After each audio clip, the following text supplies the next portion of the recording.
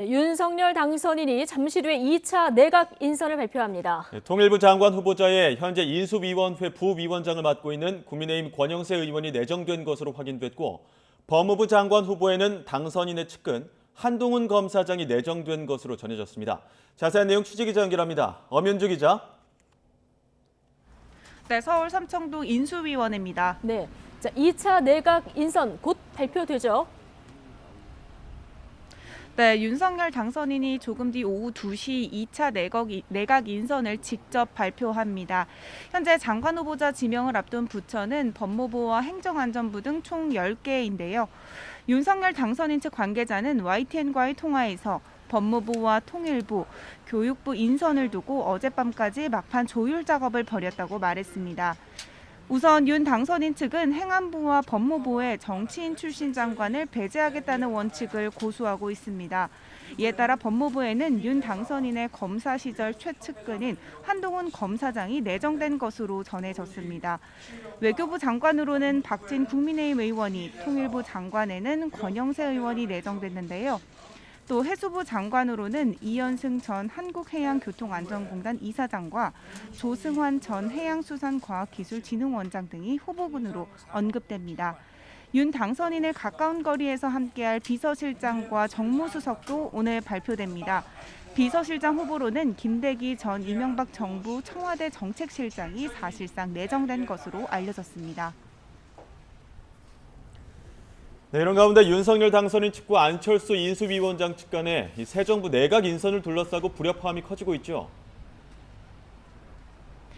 네, 발단은 이태규 의원이 인수위원직을 내려놓으면서부터 시작됐습니다. 여기에 안철수 위원장도 어제 내각 인선 과정에서 자신의 조언 과정이 반영되지 않았다라는 작심 발언까지 하면서 인수위 안팎으로 뒤숭숭한 분위기인데요. 이로 인해 이번 사태를 계기로 애초 구상했던 공동정부에도 파열음이 빚어지는 것 아니냐는 분석이 나오고 있습니다. 이에 대해 윤 당선인은 출근길에서 2차 내각 인선과 관련해 능력과 인품을 겸비해 국민을 잘 모실 수만 있다면 어떤 계파도 상관없다고 말했습니다. 직접 들어보시죠. 원칙은 능력과 인품을 겸비해서 국민을 잘 모실 수 있는 인사입니다. 안철수의 좀 중용 가능성에 대해서는 조금 언급이 어려우실까요? 원칙을 예. 제가 말씀드렸잖아요. 예. 거기에 부합하면 어느 계고 상관이 없어요. 거기에 부합하지 않으면 안 되는 것이고.